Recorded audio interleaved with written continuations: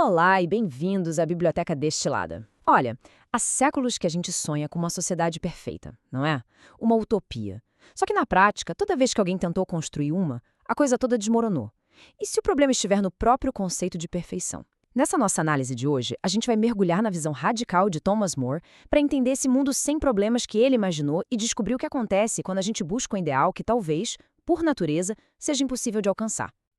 Ok, vamos começar com tudo. A primeira coisa que Thomas More nos desafia a fazer no seu livro Utopia é basicamente jogar pela janela um dos pilares da nossa civilização. Pensa só, um mundo sem dinheiro, sem moedas, sem notas, sem Pix.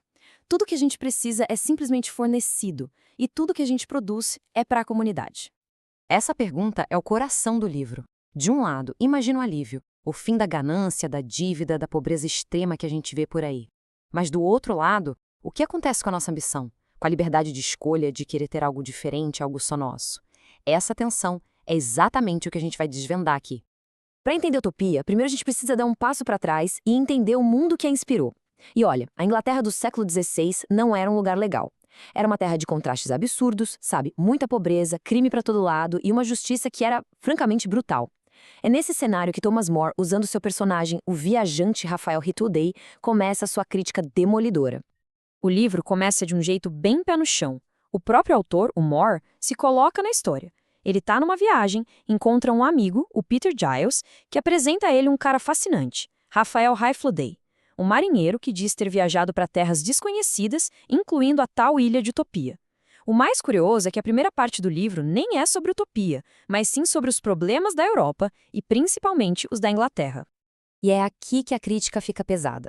O Hyflodey conta de uma conversa que ele ouviu na casa de um cardeal, onde um advogado estava se gabando da eficiência da justiça inglesa. 20 pessoas enforcadas de uma vez só por roubo. E mesmo assim o advogado ficava chocado que o crime não parava de aumentar. Ela é uma solução brutal para um problema que ninguém estava realmente tentando entender. E aí vem a resposta do Hyflodey, que para a época era uma ideia radical. Ele vira a lógica da punição de cabeça para baixo.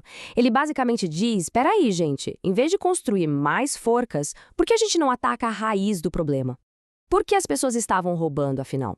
Para ele, a resposta era óbvia, desespero. Ou seja, a sociedade estava criando ladrões e depois punindo eles por existirem. A Hyflodey aponta o dedo para duas causas principais dessa onda de pobreza. Primeiro, a nobreza. Eles tinham um monte de servos que não faziam nada de útil, não aprendiam uma profissão. Quando o nobre morria ou ficava sem grana, essa galera toda era demitida e jogada na rua. A segunda causa, e talvez ainda mais devastadora, era a ganância por lã. E essa aqui é, talvez, a frase mais famosa e mais poderosa do livro todo. Para aumentar a produção de lã, que dava muito dinheiro, os donos de terra começaram a cercar as terras que antes eram de uso comum, expulsando os camponeses que viviam ali há gerações. Famílias inteiras perdiam tudo para dar lugar a pastos de ovelhas. A metáfora é simplesmente genial e terrível. As ovelhas que são dóceis estavam, economicamente falando, devorando as pessoas.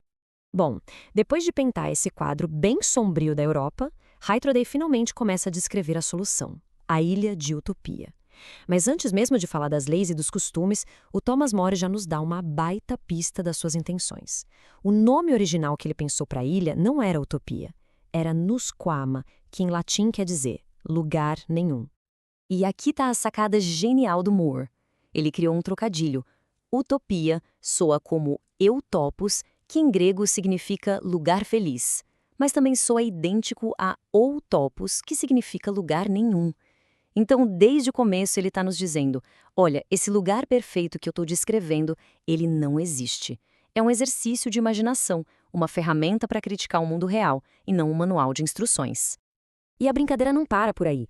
Quase todos os nomes em Utopia são uma piada. O nosso narrador, o Raphael Hyflodey, pode ser traduzido do grego como distribuidor de bobagens ou especialista em absurdos. A capital, Amaurote, quer dizer cidade sombria. O rio principal, Anidro, significa rio sem água.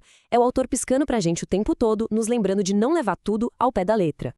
Beleza. Então, como é que essa ilha que não existe resolve os problemas bem reais de ganância, de preguiça e de pobreza? Hyflodey apresenta uma sociedade baseada em alguns pilares que são radicalmente diferentes dos da Europa. Vamos dar uma olhada nos três principais.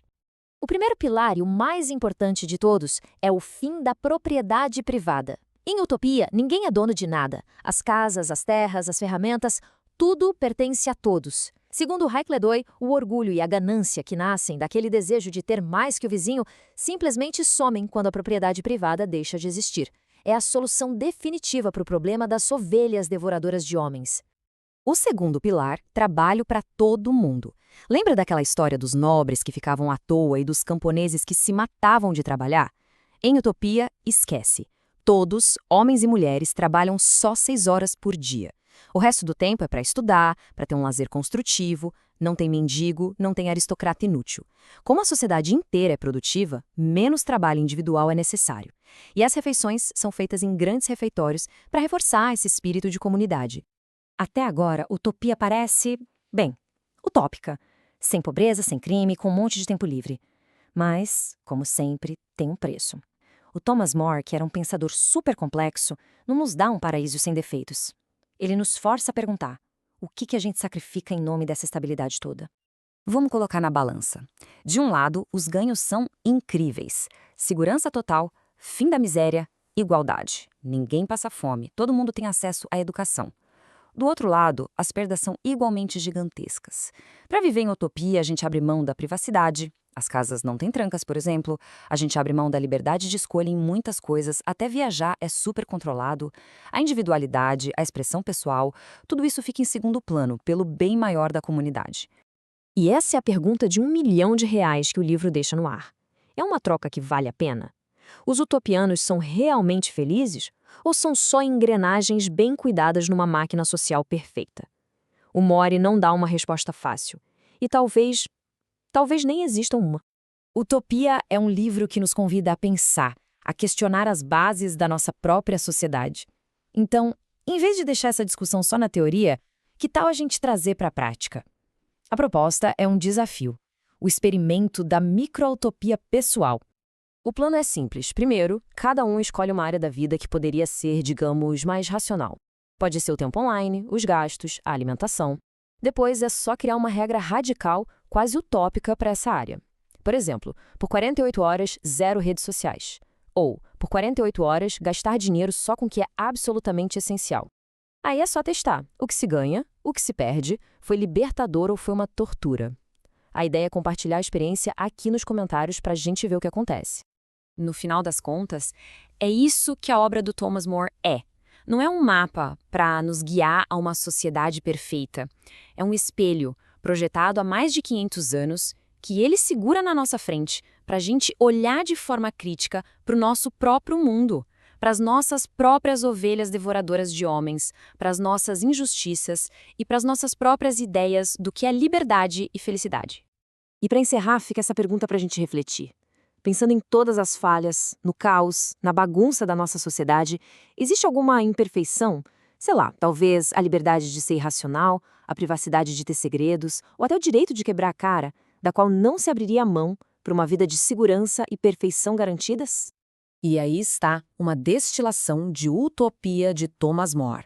Se essa análise provocou alguma reflexão interessante, não se esqueça de curtir, se inscrever e ativar o sininho para não perder nossas próximas viagens literárias. E que tal compartilhar com aquela pessoa que sempre diz que poderia consertar o mundo? E claro, nada substitui a leitura da obra original. Para quem ficou com aquela pulga atrás da orelha e quer explorar a Ilha de Utopia por conta própria, o link para o livro está aqui na descrição. Muito obrigada pela companhia, pessoal, e até a próxima!